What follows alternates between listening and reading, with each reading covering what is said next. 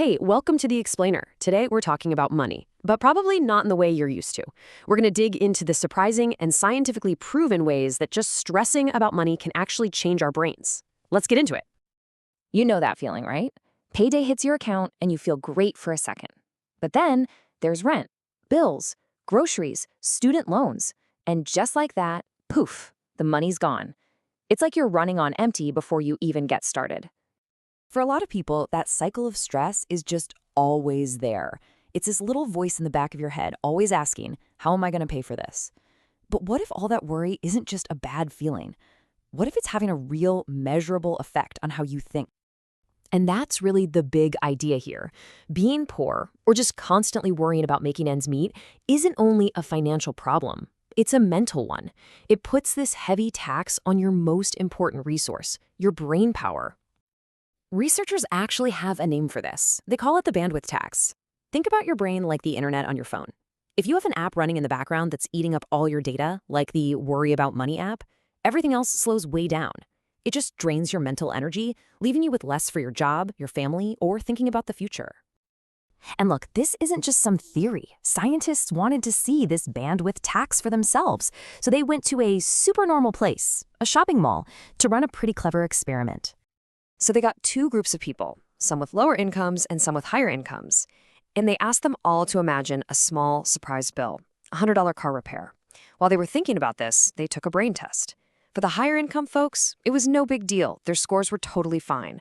But for the lower income group, just thinking about that bill made their performance drop by the equivalent of 13 IQ points. I mean, that's huge. That's the bandwidth tax, right there in front of you.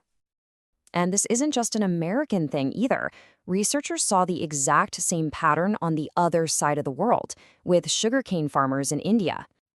So these farmers took the same brain tests, but at two different times of the year. First, right before the harvest, when money was really tight. And then again, right after the harvest, when they'd sold their crops and were doing okay financially. And get this, we're talking about the exact same people with the exact same brains. The only thing that changed was their money situation. When they had less, their scores were lower. When they had more, their scores shot way up. There's a name for this effect too. It's called cognitive tunneling. Imagine you're in a pitch-black tunnel and the only thing you can see is this one tiny light at the very end. That light is your rent payment, it's the bills that are due tomorrow. Your brain focuses so hard on just getting to that light that you can't see anything else around you. Not a chance for a better job, not a good idea for the future, nothing. You're just trying to survive the tunnel. Okay, so all that is about the short term. But what happens when that stress isn't just for a little while, but it goes on for years? Well, one researcher put it in a really powerful, kind of scary way with this quote. The idea is that chronic stress can cause actual physical changes to your brain. So here's the science behind it. When you're stressed, your body releases a hormone called cortisol. Now, a little bit is actually good for you. It helps you wake up in the morning. But when you're under that constant money stress, your body is just flooded with cortisol all day, every day. And over time, that constant flood of stress hormones can actually damage the physical structure of your brain. And scientists can see this with brain scans. The hippocampus, that's your brain's center for learning and memory, it actually gets smaller. The prefrontal cortex, the part used for making smart decisions, its connections get weaker. And at the exact same time, the amygdala, your brain's fear and anxiety alarm, it gets bigger and way more sensitive. So you're left with less power for memory and good choices, and a much bigger capacity for fear and panic. And this is where the story gets really, really serious. Because this isn't just about adults trying to manage bills. The stress of growing up poor can start shaping a child's brain from a very, very early age. It can affect their ability to learn and thrive for their entire life. But there is good news. There's hope. An amazing study found something incredible. Yes, the stress of poverty can be harmful to a kid's brain. But a loving, supportive relationship with a parent can act like a protective shield, defending the brain from the worst of that stress. So, okay, a warm, loving home definitely helps.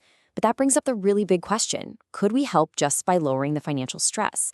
I mean, could simply giving money to families in need actually help their babies' brains develop better? Well, a huge, groundbreaking study decided to find out. The idea was really simple, but so powerful. The researchers gave a group of low-income mothers a monthly cash payment, no strings attached.